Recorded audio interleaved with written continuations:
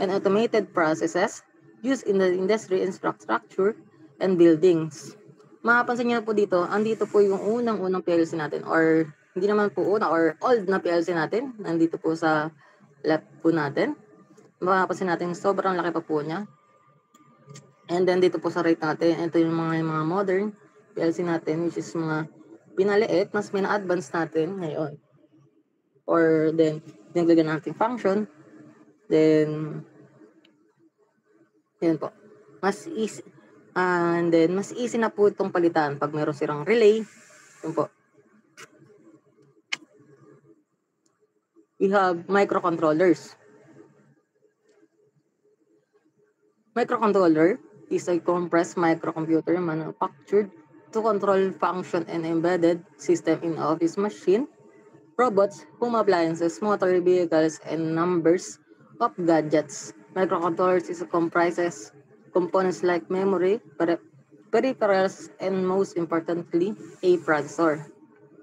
Bali, meron tayong microcontrollers. Ito yung mga ginagamit natin sa mga maliliit lang na appliances. But na para hindi masyadong magastos sa kuryente. Kasi malaki din kasi ang konsumo ng kuryente. Malaki kasi ang konsumo ng computers sa kuryente. And then para mas mura din. Mas mura din po kasi ang costing ng microcontrollers kaysa mas malaking controller. Relay. A relay is an electrical operated switch. It consists of set of input terminals for a single or multiple control signals and set operating contact terminals. The switch may have a number of contacts of multiple forms of such as contact or and breaks contacts. Bali, ginagamit po ito sa hindi po siya direct na dito. Hindi po siya direct na ikakat. Kumbaga, may ipapadalang signals para ikat niya yung nakakonect sa kanya na actuators, motors, or other elements po na pwedeng maging output. And then, yung microcontrollers and relays pwede magsama. And yung mga ganitong circuit is typically makikita natin sa mga TVs natin. Yan po. Dito naman tayo sa two types of signals. We have continuous and discrete. Continuous data is a data pulse that consists constant sequence. Continuous data is include any value within the preferred range. Discrete signals. Discrete data is a type of data that has clear spaces between values. Discrete data contains distinct or separately values. Bali, dito na po yung ADC, yung analog to digital. Pwedeng maging papunta dyan, papuntang analog to digital, digital to analog. Gagamit tayo ng ADC, then DAC.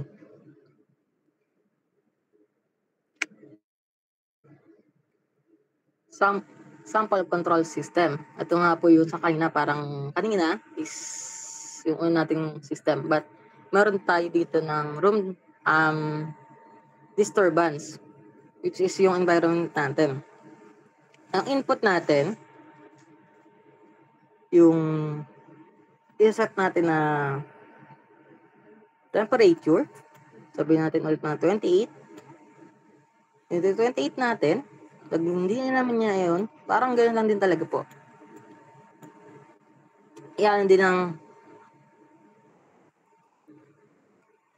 din po ng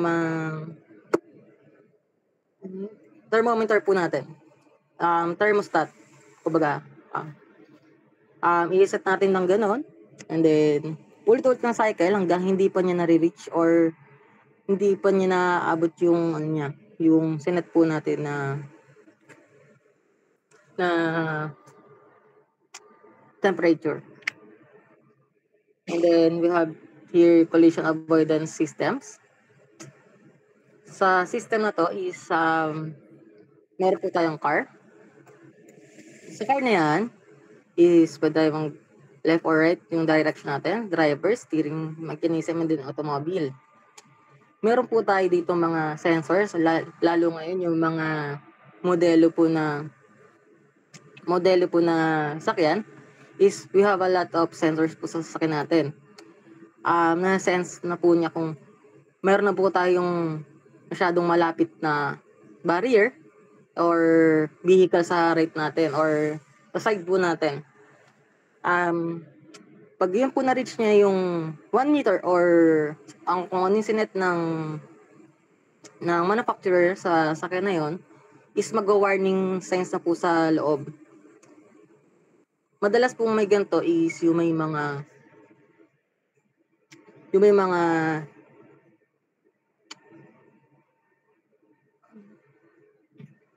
matig po pala. Mga matig. Yan po.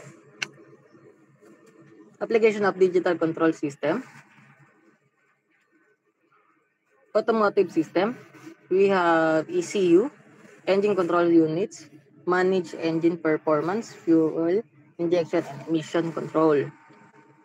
Sa ECU po is, gamit po talaga ng ECU is, first is, i-measure niya po yung combustion or yung emission po natin sa may mismong, meron po tayo tawag na bank sensor or yung oxygen sensor. Yung oxygen sensor, i-measure niya doon kung tama ba yung timpla kung tama ba yung oxygen na nasa loob or mataas or mababa na. Pag mababa na yung oxygen, yung more na oxygen na ipapasok sa makina, and then i-lessen niya yung fuel injection. Kumbaga,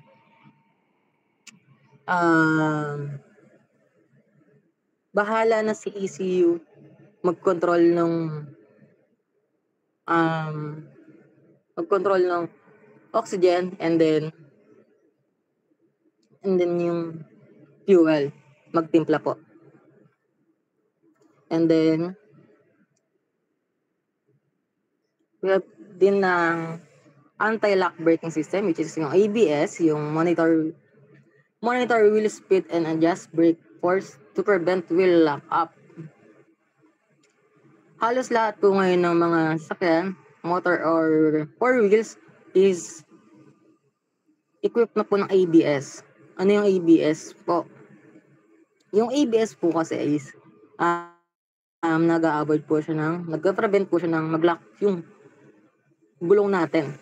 Kasi, tawag po dito, before, wala po tayong ABS, maraming incident tayo na nagla-lock yung system or nagla-lock yung brake natin, and then nagkakaroon tayo ng mga disgrasya. Dito, mini-measure ni ABS kung gaano kabilis yung sasakyan, and then nagsaset siya ng ilang percentage ba nung brake ang ibibigay na kahit ipagain natin ng todo.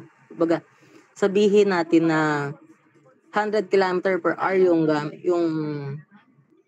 takbo mo. Tapos, ang ibibigay lang na i-allowed lang ni ABS na gamitin mo sa brake is 70% or 80% lang ng brake yung pwede mong gamitin sa brake. Bakit? Kasi yun nga po yung pinaprevent niya na mag-lock yung wheel natin kasi mas prone sa incident pag nag-lock yung wheel. Magwiwiggle po kasi yung gulong pag ganun po. And then, punta naman po tayo sa industrial automation.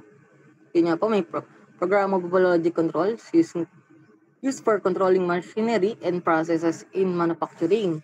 Yun nga po yung ginagamit na po sa mga Volto, yung mga malaki ng company, mga conveyors, and then lifters, yun po. And then, meron din tayong DCS, Distributed control system manage complex processes in industries like oils and gas, chemicals production, and power generation. Ito naman tayo sa aerospace.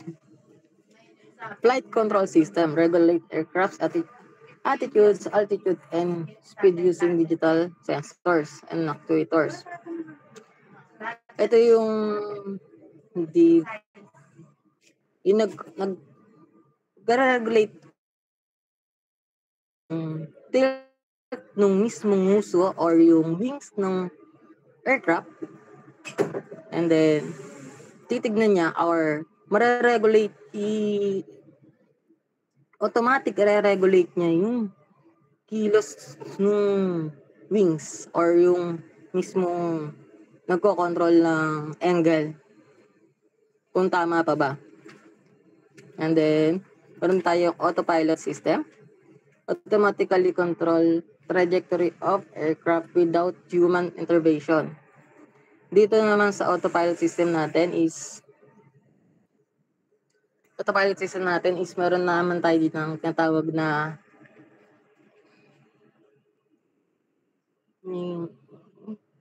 coordinates, tinatawag. Kumbaga, sineset ni pilot na doon tayo punta sa coordinates na yon.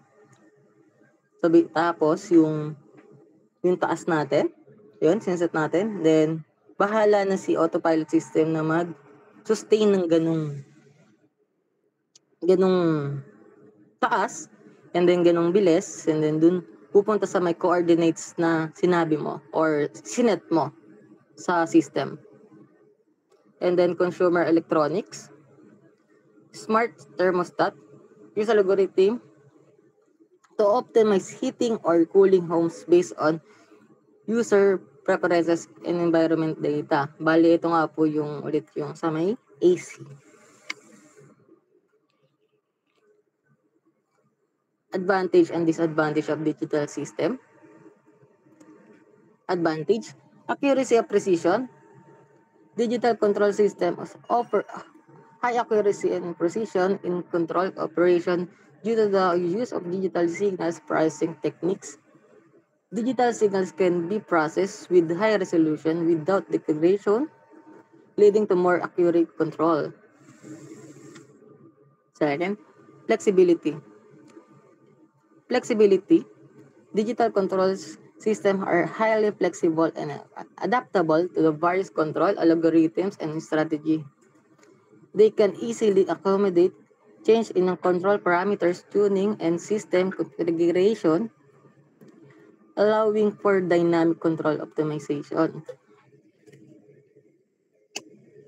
Disadvantage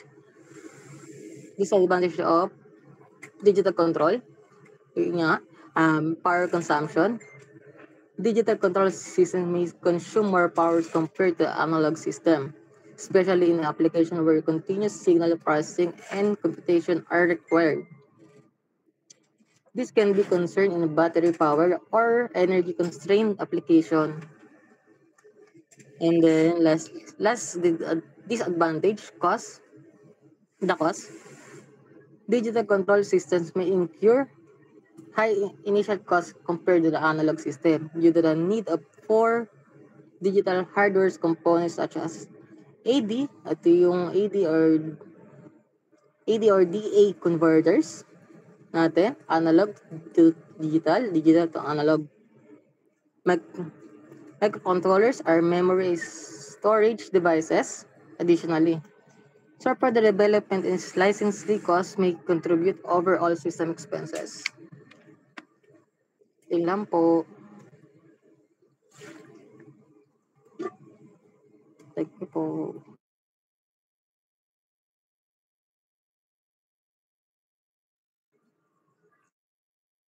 Kung may tanong po kayo, tanong niyo lang po.